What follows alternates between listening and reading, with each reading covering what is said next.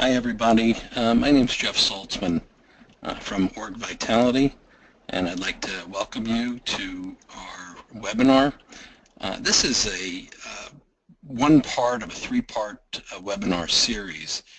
Scott does a series called Making Your Survey Matter, Strategy, Insight, and Action, and this is the action part of that series. In other words, taking action on your employee survey. The series is one of our most popular series. We've offered it maybe half a dozen times already over the years, and it always seems to be a very, very popular draw. And Scott and I were talking about what to do with this round of it. There's always a little bit of a debate in terms of taking action on a survey. It's from one perspective, it's nothing new, right? It's good, solid principles from 5 years ago, or 10 years ago, or 15 years ago, are good, solid principles today. But you're always looking at how do you improve, how do you get just a little bit better at what you're doing. And I think Scott is today, and I'll be introducing him in a moment, Scott today is going to be touching on the things that traditionally have worked very well. He's, I think, going to show you a couple of warnings of things maybe you shouldn't do, but also he'll take a peek into the future and look at what some things may be coming down the road. Some sort of housekeeping while we're getting started, and I can see there's still people signing in, so they'll catch up, I guess, as we get started here. But some housekeeping as we go. After the webinar, we will send a set of all the slides that you'll be seeing to you, so don't feel you have to write everything down on every slide. We'll be sending you a set at the end. Also, at the end of the webinar, there'll be a very short questionnaire about is a webinar too long, too short, what do you think about the time of day, all that kind of stuff that we'd appreciate some feedback on, because certainly as data people, getting any kind of data from you can only help us improve our webinars over time. And the last point I think I'd like to make before talking about Org Vitality and Scott is as you go, as Scott talks through this webinar, should you have any questions or would like to ask any questions, we're going to try and save a few minutes at the end of the webinar to address those questions. So on your control panel, you'll see a little tab sort of towards the bottom, I believe, that just says questions. And if you click on that and type in your questions, during the webinar, I'll be monitoring that, saving them up, and hopefully we'll save 5 or 10 minutes at the end to address as many of the questions that have come in as we can. So let me tell you a little bit about who's Org Vitality, right? So by background, Scott and I happen to be industrial organizational psychologists. We have project managers, we have consultants, we have technologists at Org Vitality, as well as support staff.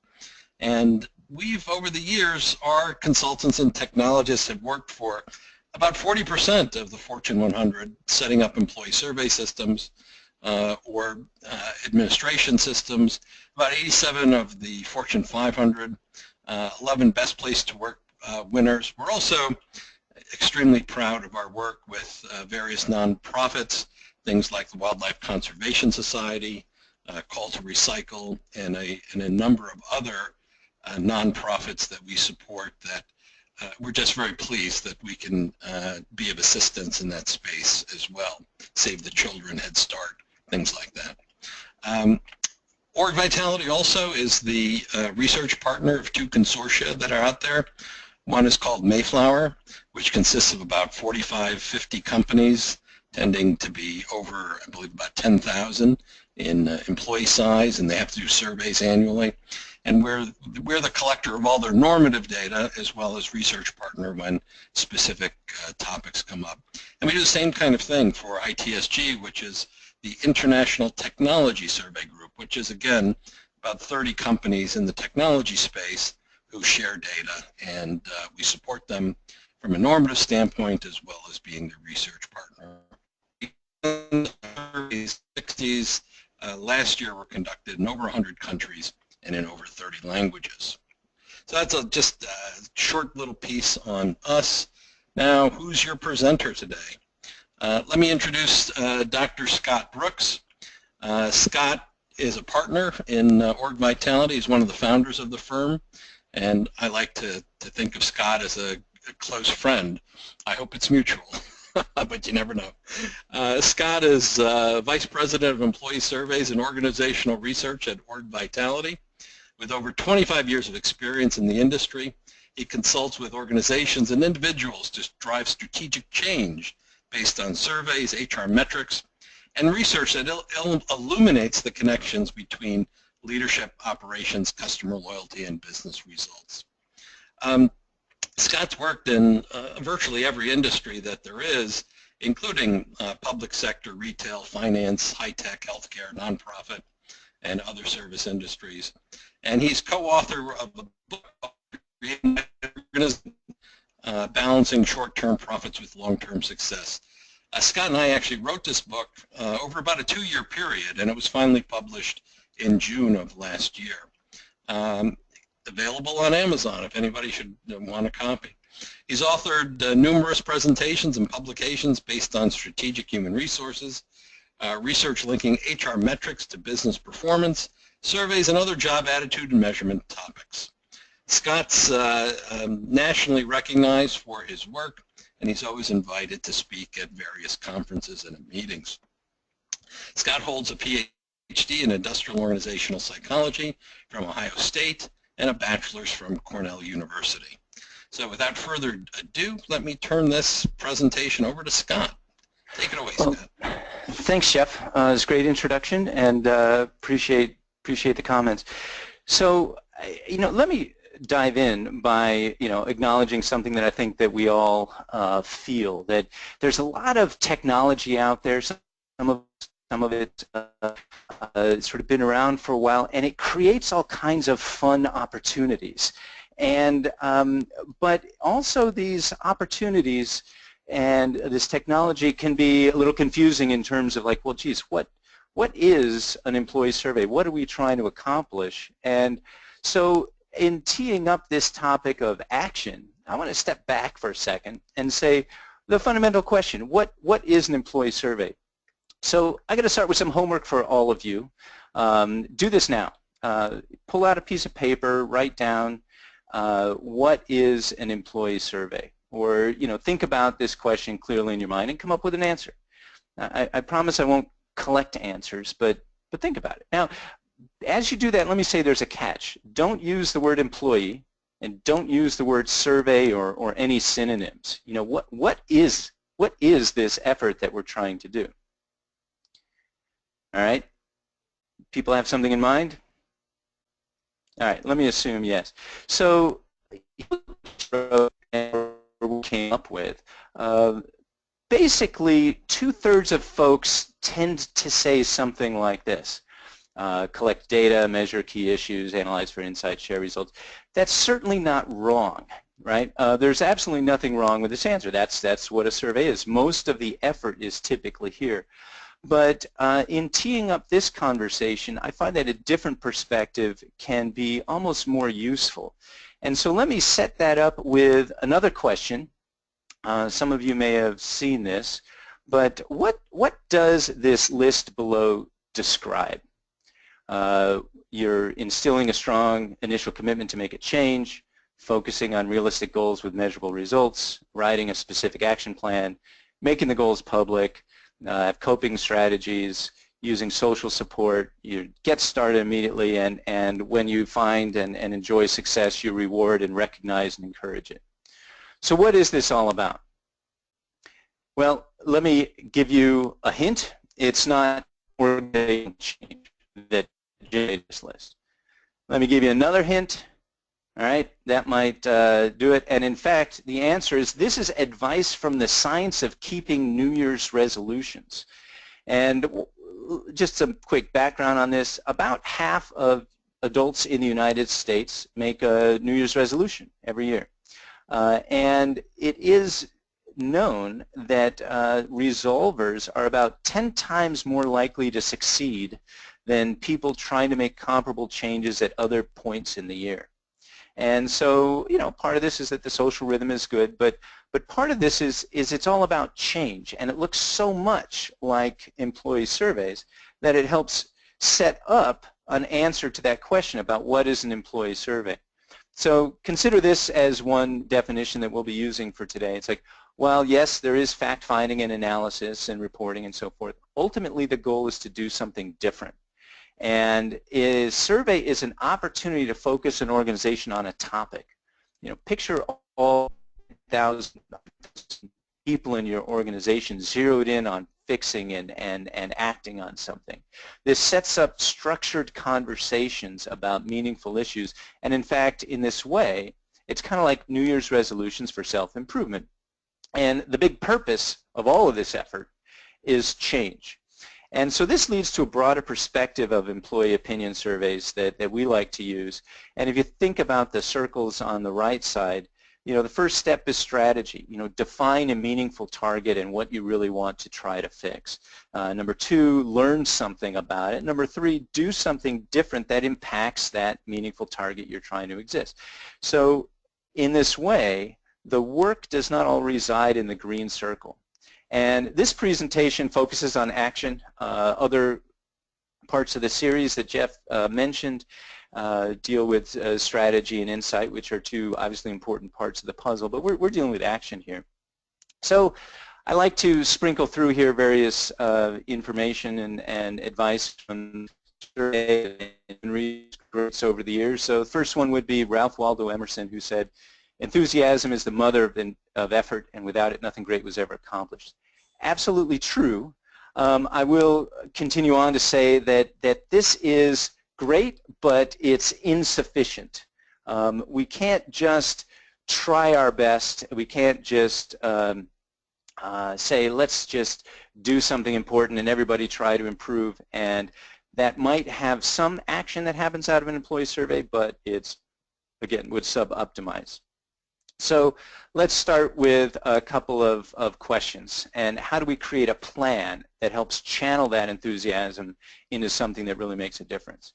And so we would just say that success in action depends on, you know, knowing why you're doing it in the first place, which overlaps a little bit with strategy, who gets an assignment and is responsible, how the process will be supported, and when are things supposed to happen.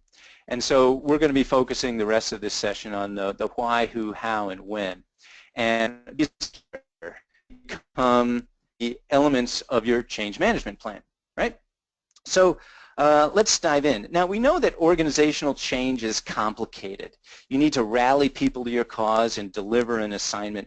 And the goal, really, of a survey is to get people to invest time, money, and energy into creating a change. So let's start with why, and why are you doing a survey in the first place? There's a lot that we could talk about with this topic, and but I want to focus on one key point. Let's say that your CEO could snap his or her fingers and have everybody together focus on improving one thing. What would it be? This is kind of like a New Year's resolution that you might know before you step on the scale on December 31st and decide you want to lose 20 pounds, or you might know what you want that resolution to be. So I had talked with one CEO who, and I asked him this question. I said, well, what is it that you really want people to be doing? And he said, focusing on the client and living our values. And he said, you want, so I get to say too, and I said, absolutely. So those were the two. Interestingly enough, the survey focused not on client service and the climate that generated service, and it focused a little bit on values, but it mostly focused on other things like that were important things, but they were more traditional employee relations things like employee growth and manager and communication, things like that. So what this did was this helped refocus that survey, but it answered the question of why that got the CEO excited. So let me move briefly off this topic, and there's a lot more that can be said, but I think this is one of the most key points, to who. So who gets assignments and is responsible for acting on a survey? Well, It can be a big question, could be lots of different answers, but here's one way to break it down that we find valuable. Think about 3 categories of people that might act on survey. Top leadership, right? More centralized functions, including HR, that might serve systems, and then line managers who get reports and do things at more front lines of the organization. And so keep these in mind, because how do we support each of these? What reports do they get? What tools? What consulting? They all can get slightly different assignments, right? And so each of these is a very important kind of a thing. So let's talk about them in turn for a second. So executive leadership assignment, what might that look like? Well, it might be that the executives are all supposed to champion organization-wide survey purpose and follow-up. And together as an executive team, or maybe even a business unit leadership team, they identify 1 to 2 priorities of what they want to address, each with an executive champion, and they develop and communicate an overall message. All right, that's pretty clear. We can make that happen. What about also they champion action within their own business unit? They might have a business unit level strategy, and they try to hold managers accountable for doing things for their business. Okay, that's good assignment. And then personally and as a team, they learn and become a part of the organizational change. They participate in helping the executive team learn and extend their reach of leadership through the survey. Maybe they incorporate survey metrics in a scorecard and so forth. So this is great. You know, this is just one example, one way to articulate what you want executives or top leaders to do. There are other permutations on this, of course, but whatever their assignment, there are certain tasks that cannot be delegated. If executives or top leaders don't do these things, the survey can never truly be successful. You cannot say that they're off the hook and just have local managers do their thing, because somebody needs to set the context, somebody needs to prioritize and allocate resources, create accountabilities, and so forth. So whatever the executive assignment is, it has to do these. Now, this is all fine in the abstract, but what can this look like? So let me give you just a bullet that give you a flavor for this. Here's one, a CEO, and this happened to be a client that Jeff has worked with back in the day. Some of you might know him, Ross Perot. So sort of a celebrity CEO, very into survey and action and people. He got a list of actions managers were supposed to start on any given day, and he would pick a couple and give them a call. And so picture Ross Perot calling you up and saying, Jane, I see you're supposed to start doing a particular action today. Is there something I can do to help get this done? Now, if Ross Perot or any CEO or top manager calls you up and asks this question, what's going to happen? Well, first time you hear it, you might not know what to do. You might be a little surprised and flabbergasted, and hopefully you would come up with something that sounded smart enough to make Ross Perot think that you were with it, an intelligent and dedicated employee. But once you hang up the phone, what happens? You stand up, you walk around, you tell your colleagues, that does that do? That creates buzz that makes people go off and do things. It demonstrates that CEOs might call you, and if somebody does, you're going to have a good answer. So just one quick way of accountability that doesn't take a heck of a lot of support or action to make happen.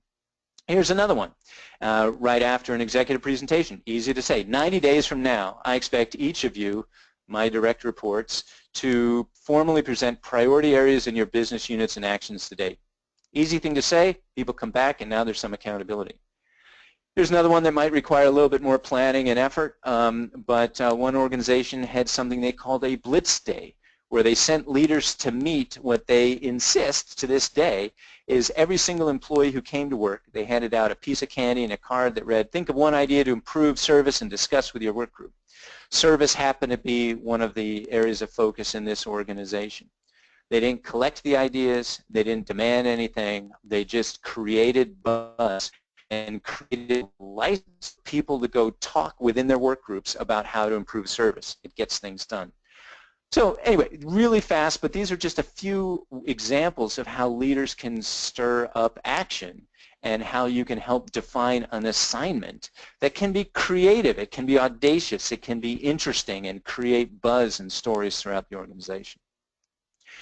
So let me leave leaders for a minute and executives and move to managers. What might a manager's assignment look like? Well, whatever you make it, whatever managers are supposed to do, you need to acknowledge their reality. There's all kinds of things happening. Things are busy, workload's tight. Sometimes the last thing they want to have to do is something that's HR related that they don't feel is part of their job. And so a survey can feel burdensome. What are some of the implications of this? Well, you need a crisp assignment. So rather than just say, here's a report, and then come back later and say, oh yeah, create an action plan. What's a way to sort of use this? There's really only three things you got to remember. First is learn. Pick a couple of issues from your report, dear manager, and hopefully make them things that are connected to what you already care about. Number two, develop a little bit of focus, discuss it with your group, and then refocus in the group what your priorities are going to be, and then think about a couple of actions that you can implement that are solutions. Might be something that you've decided about in your work group. It might be a reflection of some more organization-wide area of focus, but that's it. You know, a manager's assignment can be a lot more, but boil it down, and this is what we're generally asking managers to do, right? So frame up an assignment, and then you could put more specific tasks and checklists and dates around some of these things, but that's it. So what about HR, or what about more centralized efforts? Well, what do we have them and what do we want them to do? So HR included have a thirst for survey-related information. These might be functions that support action on centrally owned initiatives and processes. You know, HR might support recognition systems or relocation or work-life balance or whatever it is. There may be a diversity council that sits outside or overlaps with HR that might have specific concerns. There might be a safety committee if safety is big in your organization, or service operations, or labor relations folks, union management, whatever it is. There may be a quality council, right? These are people that are have a pre-existing interest in things that the survey might cover. And so part of the goal here is, how do you integrate survey results into these pre-existing efforts and pre-existing passions, right? And some of this requires then knowing a little bit about what these internal customers want, right? So for service operations, what are their concerns? Who are the groups that they're most concerned about, right? And how, and take a little bit of time to identify needs of internal groups who might be hungry for the information and metrics and learnings that surveys can provide, right? So let me keep cooking along here and move to something specific about HR. Right? HR has an additional role in this whole scheme, and that's to help things happen. And we like to compare this, and this sort of fits with our New Year's resolution metaphor, we like to compare HR's role to a personal trainer. So as a personal trainer, I can't exercise for you. I can't do your sit-ups and then you get abs of steel. But what can I do? I can be a guide, a trusted advisor, motivator, goal setter, and in the end what I'm doing is I am reminding you to live up to your own good intentions, right? I'm not inventing something and forcing you to do something that you don't already want to do, but I am telling you how to do sit-ups. I'm reminding you that, hey, I haven't seen you in the gym in a while, and I think it's time that maybe you come back and maybe I can help a little bit. That's part of my role. So that's something important for HR, and I think a good metaphor to keep in mind. So you can't do their action planning for them as in a survey follow-up, but you can help support it and schedule it and remind it. So in, and there's certainly a lot going on, but let me keep cooking on here and keep the pace going with, how do you support these roles? How do you support the top leaders, the managers, HR folks with with their action and with what they're supposed to do.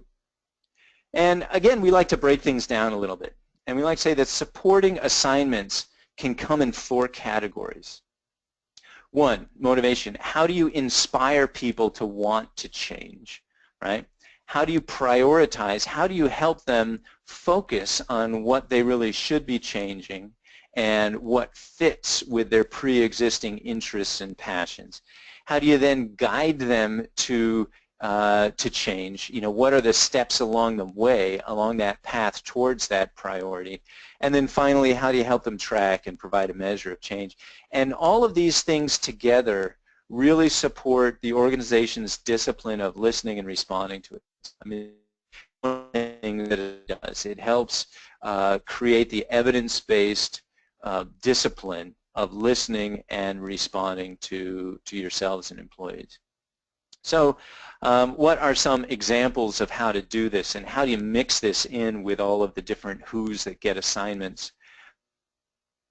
So we like to think about having something like an action support grid, where if you list who are the people getting assignments, right? These are people accountable for creating some sort of change.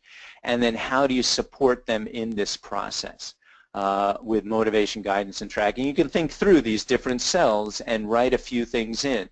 The point is not to write something in every cell, right? But at least to consider every cell. So just some examples here. Maybe for motivation for line managers, you think about how to instill an accountability system. Or for HR support for prioritization, how do you give HR generalists at large some sort of train the trainer on how to create focus?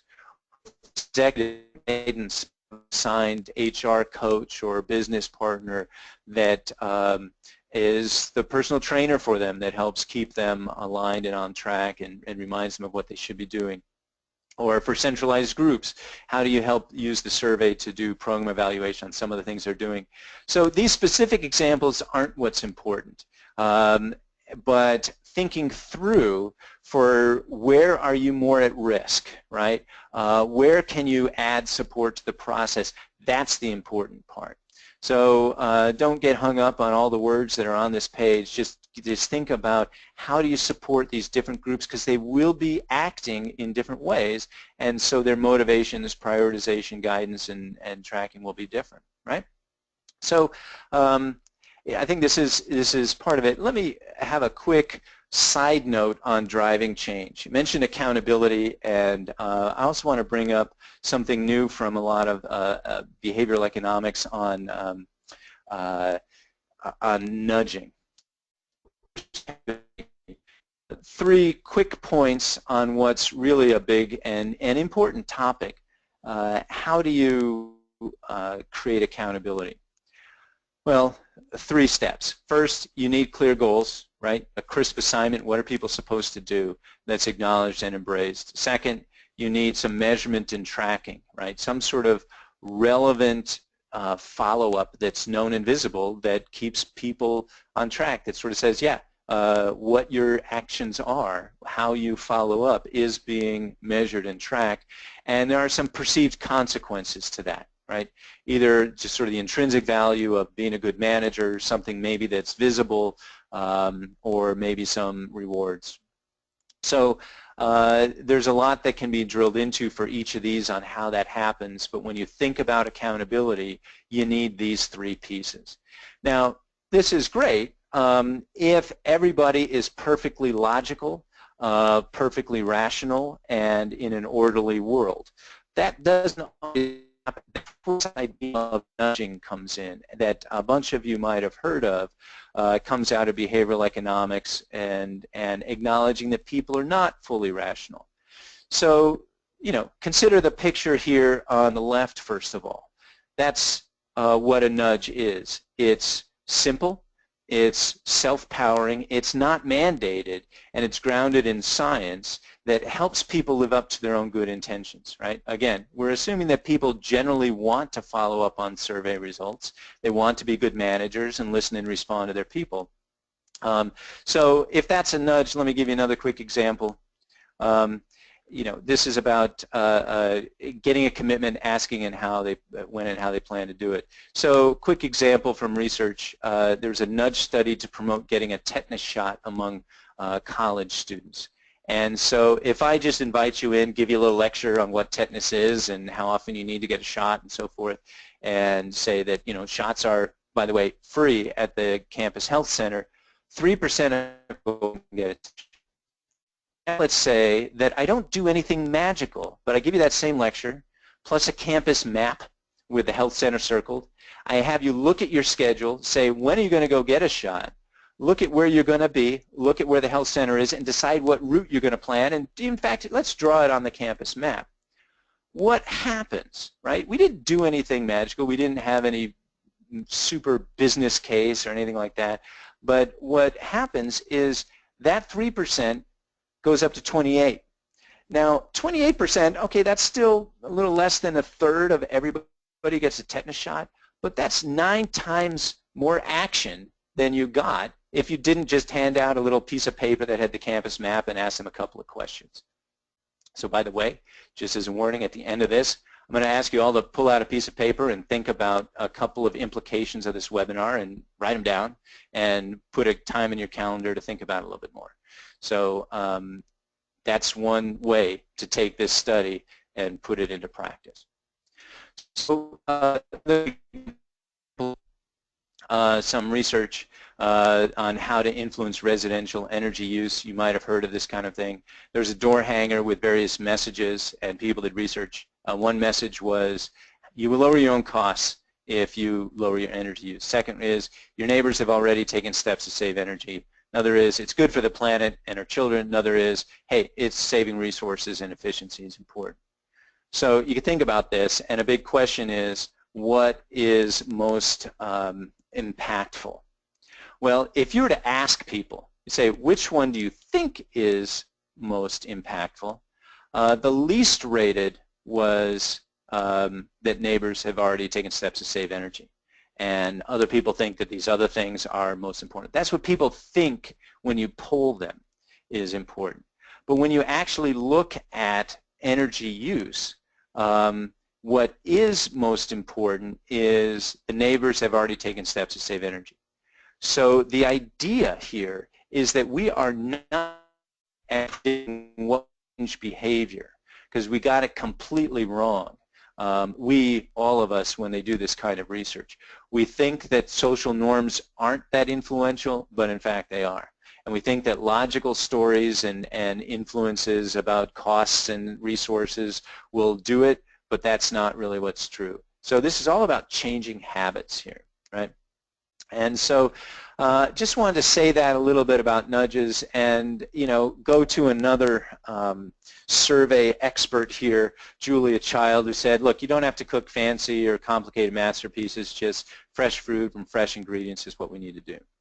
So let me move from the how to the when. When are things supposed to happen?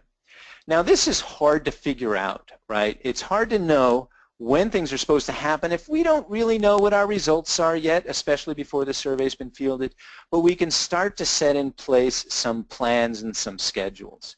Let me give you some examples. So thinking about our if a jazz great, known for improvisation and just musical mastery, talks about deadlines, then maybe we should worry about it too. So this is something where it's another piece of advice from another survey and human resources guru out in the world that's, I think, worth noting. So let's think about deadlines. There's going to be a lot in this slide, but let me just sort of walk you through it. The spirit of it is not in the details of the words I'm about to show you, but the fact that you can start to map something out. So let's think about top leadership. Right? So this is one of the groups that might get an assignment. When might they execute on their assignment after the survey results are released? Well, let's say in week 1 they get an executive presentation, and in that presentation we talk about prioritization. Right? So maybe weeks 2 and 3 they send out to the organization a CEO update, and maybe they start sponsoring some task teams maybe company-wide level action for those priorities. Then weeks 4 and 5, maybe there are some touch bases that they have together. They recognize some great examples of what's going on and saying, hey, here's some stories that we've heard. Keep up the good work, everybody. And then 6 weeks out, there might be eventually a 90-day review of progress and so forth and so on. So these are just the kinds of things that they might do that you can attach to a calendar. Well, what might line managers do? Maybe in week 1, right after the executive presentation, they get some sort of briefing on how they get their results and what's going to happen. Their assignments are formally delivered to them in weeks 2 and 3. They get some reports and they start prioritization and some local chatting. Then they move from chatting into action planning on their own local wildcard priorities plus whatever gets handed down to them from the executives. And then week 6 and out, they start to implement some of those plans. And then HR or centers, HR in the first week, they get some broad, high-level results reporting. Maybe there's some newsletters that they start thinking about. HR might support one-on-ones with leaders and triage low scores as needed and start to roll out communications. Task teams might be engaged by the Diversity Council or the Safety Committee or something like that. Some best practice forums might be established, and then they start to also do some sort of follow-up and implementation in weeks 6 and later. So the point here is not that this is exactly what needs to happen. This is actually a pretty aggressive schedule, but this is something you could put together even before you know what the topics are that people are going to address. Even if you don't know exactly what line managers are supposed to do, you can do this and prime the pump for this kind of flow, right? So it's pretty aggressive, but it can be plotted out. One thing to note, too, is that's sort of one survey, and we've been sort of assuming, a big survey or continuous listening or some of these other things. But let me talk about rhythms. Whatever you do, rhythms are important. And so here's an example of an annual survey-based cycle. And so this is the when question, not so much on when survey activities happen per se, but how often do you get back in front of an executive committee, right, the executive council. And so think about like this. So January, let's say, just to start in January because it's easier to think that way, maybe you have your executive presentation of results, right? So then March, a couple months later, you're back and you say, hey, it's me. I'm your personal trainer on surveys. I'm reminding you of good intention. You might come back with how some of the high potentials look. In May, you might come back and have them in their executive meetings again talk about action implementation review. Maybe there's a pulse survey and you talk about that in July or something else. Strategic planning in September, you sort of share survey results that help support their priorities. Maybe November next what the employees have said to subsequent quitting or service records or quality or some other kinds of metrics in the organization. The point of this is not to fully specify exactly when you go back to executives, but you can plot out on an annual basis how are you back in front of top leaders or line managers or anybody trying to goose the process. This is part of the big picture of when and what's your annual calendar for creating organizational change. I framed this sort of in terms of an annual survey with maybe a pulse at the 6-month mark, but however you do it, how do you keep this kind of rhythm going? Because rhythm is important, and a big part of the when is figuring out rhythms. And one point to sort of in terms of rhythms is participation, right? Listening and responding to employee input, that's great. There's practical value to creating a rhythmic organization-wide survey process. And I mentioned before, right, at the beginning of this, that New Year's resolutions are 10 times more likely to succeed than comparable resolutions at other times of the year. We can pick on our thoughts about how successful New Year's resolutions are, but you know, some of the research say 40 to 60% of people creating New Year's resolutions are still doing something about it 6 months later. Now you could say, oh, that's only half, or you could say, you know what, that's half the people that decide to make a significant change in their life are still focused on it 6 months later.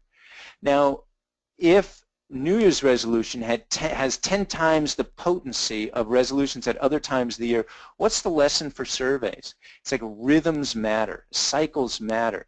The social support around New Year's is different, and provide a comparable social support and rhythm, and timelines are important for creating those rhythms. So, winding down a little bit here, just a couple of other things to say. Yes, technology creates opportunities, but we want to make sure that we don't just let those opportunities slide by. We need a good plan that's more important than specific technological opportunities, and you asking the questions of why, who, how, when. These are the kinds of things that help make a good plan, and this is the core of what action's all about. And so another survey, great, little U.S.-centric, but President Franklin D. Roosevelt said, do something. You know, if it works, do more of it.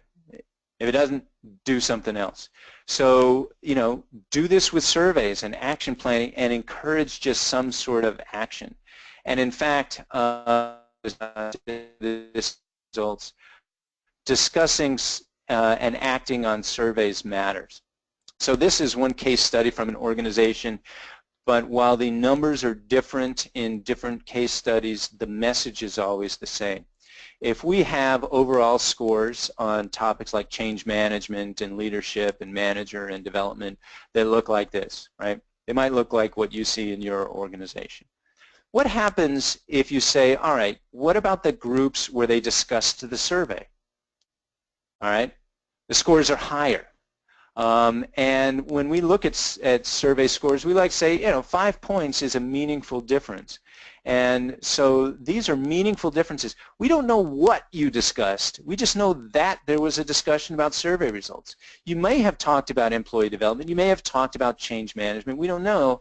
But the fact that groups that discuss and build this discipline of acting on their, listening and acting on feedback, they improve in all kinds of things. Now, what happens if you didn't just discuss, but employees and see that there was clear action from the last survey? It goes up again, right? And it varies. But you look at the blue bar compared to the gray bar, and you're looking at about a 10-point difference, right? So groups that listen and discuss and act, we don't care what they act on to some extent, but they get off the couch and they have a New Year's resolution, and it may not matter what it is, but they become better at making organizational improvements together, right? So this is one of the core messages that I want to leave you with. It's like, we can do this. We, you know, set up some clear assignments for basically looking at, learning, discussing, and acting on surveys. And so long as there's something reasonable that's done, that's the important part. I do want to say that there is a tool that I can point you to if you have interest. The website on the right-hand side, this is a companion website to the book that Jeff mentioned in the beginning. He and I put a lot of this kind of interest in. The book is about more than surveys. It's about innovation and change and strategy in organizations. But there is a chapter on making change stick. And if you're to just go to this website, even if you don't read the book, there is this checklist that where the website grades you on it, and it gives you you know, green, yellow, red. So how are you doing with these kinds of things? So I encourage you to go there, and this can help help you figure out maybe where do you want to spend more of your change focus. So we have time now for questions, as Jeff alluded to. But before we do that, I know we said a lot. and there's the, the why, who, how, when of survey action. But spend a second now to think of the top takeaway and put time in your calendar to figure out what you're going to do with that takeaway. I don't care what it is, but it'll help anchor this. And we will send around these slides to you, so that can help you, so you can pick your top takeaway now and schedule something for a couple of days from now where you have the slides and have a chance to look at it. But do that now. And if you've done that as we've been going, you can also submit a question to Jeff through the chat box, and that will we'll take some time now to address questions. So. Well, one I guess it's more of a comment than a question that we got in the question box when you were on the section on nudging, Scott, was I've seen this type of nudge used in political campaigns recently, make a plan to vote, and it was a big theme in 2016. Mm-hmm. The idea of visualizing the activity, right, in your head, writing it down and saying, here I am at point A, and this is exactly what I'm going to do to get to point B, I think is useful in a variety of different kinds of activities. Yep. Have a couple by the way, just a quick statement about the nudging. We do have a whole webinar on nudging and how it can be applied to surveys. Nudging is there's a great book called Nudge, in fact. And if you're all interested, and let us know, we can make sure to put that webinar back on the docket for this year if that's something of value. But sorry, Jeff, go ahead. No, just I do have a handful of questions, but another comment just came through. I really like your analogies with the personal trainer as HRBP because it often becomes something HRBPs own. Yeah. Okay. So I've got a couple of questions myself, actually, Scott, that I'd like to kick around with you a little bit. And I think about questions that comes over the transom as my phone rings and people ask about this or that as they ask about doing employee surveys. And I know you talked a lot about the role of HR, and that was the one comment there, and the role of managers, and you can't do sit-ups for the manager, and on and on and on. And I believe in it, right? I understand the point of view. But what happens if you have say you have a company with a very, and I don't mean to be disparaging at all, but let's say you have unsophisticated managers. Mm-hmm. Say you have managers who rose up through the ranks, never got any formal manager training, and are really just sort of feeling their way through the management activity. Mm-hmm. But you say you have a pretty good HR group. Mm-hmm. Is it better to have the managers sort of fumble their way through this, or is it better to have HR take a more active role in maybe not encouraging them, but actually pushing them up? You know what I mean? What's the balance that you try to achieve there? Well, whatever the balance, I think the long-term target is to help managers do this by themselves, right? So whatever balance we pick, say year 1, maybe it's a little different year 2, year 3, by year 4, whatever it is, managers are doing this a little bit more themselves, right? And so you could think, to compare it to New Year's resolutions and the personal trainer, sort of like what gets a manager off the couch, right? Maybe that's the year 1 assignment. You don't really care exactly what they do, doesn't have to be sophisticated, but you keep the assignment smaller, right? Because most people want to be good managers. Most people want to listen and respond. That's the crowd we want to play to, right? So how do you help them get off the couch, and what does a personal trainer do? Call them up a lot, maybe focus on maybe not that manager, but maybe the next level up, and so forth. So I think you want to sort of keep the assignment focused to just getting off the couch, and you want to work for something that's larger. Most HR people are busy. Most HR departments feel understaffed. And so this is an activity that if you say, all right, HR people, start to go call up all your managers and do more sit-ups for them and so forth, that may not be feasible. So trying to bite off the right kind of assignment is the first place to start.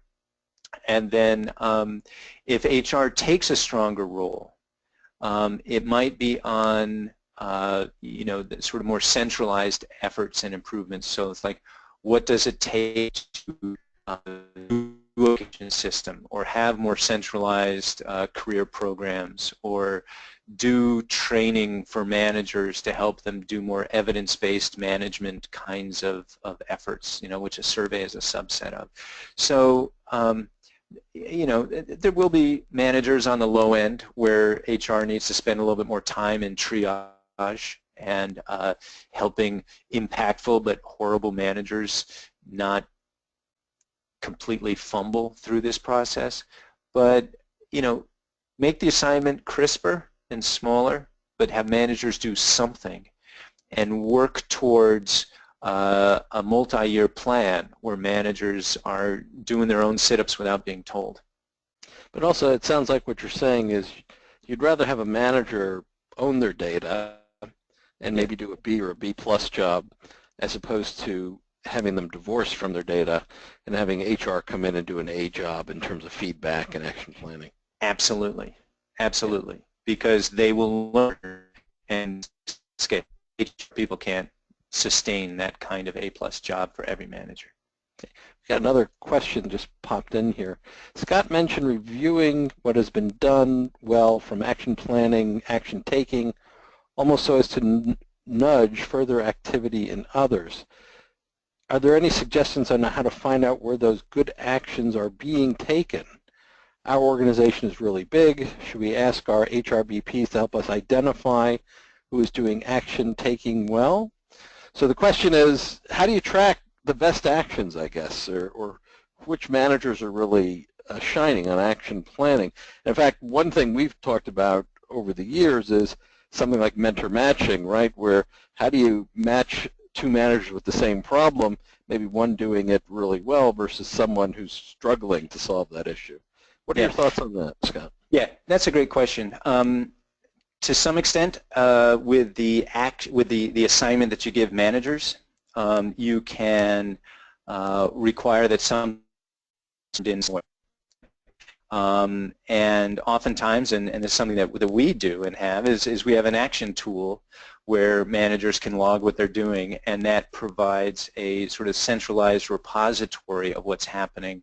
And that kind of thing is great because you can go back in year two, even if not all managers use it, you could see who's improved and what actions did they log, and then that becomes a great catalog for actions that are at least associated with improvements in scores.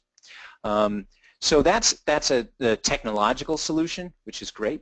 You can also have, sort of like an investigative reporter, you can go hunt it down. You can look at a report and see what managers have improved and then go interview them, right, to figure out some best practices.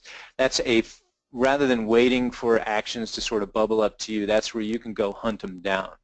And if you're trying to create a little catalog of what have people done, that's a great way to do it.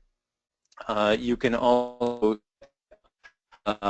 table discussions where people get together, where if you find out as an HR business partner what people are even trying to focus on, right? Let's say it's recognition for service, or the development to keep up with customer demands, or something about scalability, right? You can have little breakfast sessions where managers can come together and chat, and if you just sort of help facilitate those, it's kind of like you are the personal trainer that does an exercise class where you invite managers to come. And when they come, you hear what they say and you can figure out what to do. So there's different ways from the technological to the sort of programmatic to the social. And I think all of those things should be considered to say, you know, what fits your organization. Here's another one, Scott. You talked about action planning sort of as a standalone kind of activity. To what extent have you seen or the success of merging action planning into other corporate rhythms, planning process, budgeting process, as opposed to being a standalone? Fabulous to do. And like that circle of when I was talking about rhythms in the when, that sort of acknowledges that succession planning or strategic planning and other things occupy top leaders' minds on an annual rhythm. And so how do you connect to that with survey results and sort of show up and maybe have a specially prepared briefing with different kinds of data, and survey data could be part of that.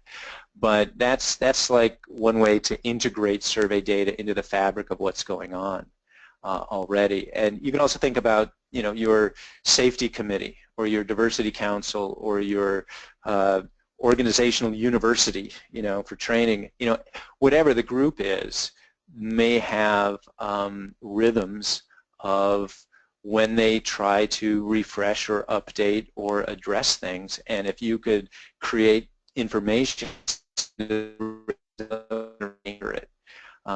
this is all about using the survey to connect to pre-existing organizational interests rather than just to say, oh, the survey is all about engagement. You may not have dealt with engagement before, but you know, engagement's important, and it is. But that's like promoting survey language rather than fitting the survey into organizational language.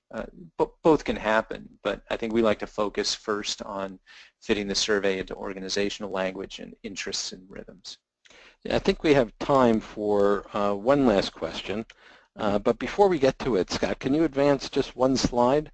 And absolutely. We have a couple of upcoming activities that I'd just like to make everybody aware of. Org Vitality is co-sponsoring Psychology Day at the United Nations on April 20th. There's a panel discussion. We're going to be hearing from a couple of ambassadors plus a couple of experts in the field of psychology. It's going to be looking at the impact of psychology on the and other aspects of a country's performance and what could be done there. It'd be an interesting panel discussion, and before the panel, we're going to have a private lunch in the delegates' dining room overlooking the East River, and we're going to get a private tour of the United Nations. If anybody on this webinar is interested in joining us at the United Nations, please drop us a line. There's still a few spots available. And we also have some other upcoming webinars down the road. One is the traditional survey dead, which leads into my next and final question, navigating the technology choices in the world today, as well as is innovation dead. I think there's a theme there about some things dying, which I didn't realize until I just read it right now. But Scott, the final question I think we have time for, and then we can thank everybody for coming, is you mentioned in passing continuous listening. Mm-hmm. And continuous listening is you know, a very unique way of collecting survey data. And do you have any insights you can share about continuous listening, which is all the rage these days in organizations, and how you do action planning on a continuous listening kind of survey? What are the strengths or shortcomings? Yeah, great question and exciting topic, and that'll also be the sort of the focus of the traditional survey webinar coming up. But I think the questions of why are you doing it, who gets assignments, and you know, how will they be supported, and also the when, but especially the why and the who you want to focus on and are particularly relevant for continuous listening. Sometimes I've seen clients say, well, our regular survey doesn't get the action that we want, so let's survey them more with continuous listening. That's not the way they phrase it, but you boil it down, that's the statement. That's the wrong reason to do it. right? It's like, if we give something to somebody once, they don't do anything, so let's beat them over the head, more often. That's not right. So with continuous listening, you know why you're doing what you're doing, and what related to that is like, what kind of action are you trying to promote? And then who are the people supposed to be acting on it? A lot of times with continuous listening, the idea is if we just give managers more feedback, they will act on it more. And that may well be true, but there's a lot of things that have to line up for it to become true. And a lot of times continuous listening sort of devolves into what's the sentiment of employees now? Well, how about now? Well, how about now? And if you were to just give that to managers on a weekly or monthly basis, what's a manager going to do? There may be some legitimate things, but you want to crystallize what you want the manager to do, figure out a way to support it when it's supposed to happen before the next survey comes around and so forth. So it's the action along with the why are hugely important for continuous listening, more so. It's harder to keep the rhythm going. Okay, thank you very much, Scott. We're out of time. Thanks, everybody, for coming to the webinar. I hope you enjoyed it. And as you exit, there is a very short survey where we're asking for some feedback. So thanks once again. Scott, any final words? Well, thank you, everybody, and hope you did put a note in your calendar of what takeaway you're going to try to use from this webinar. Thank you. Bye-bye, everybody.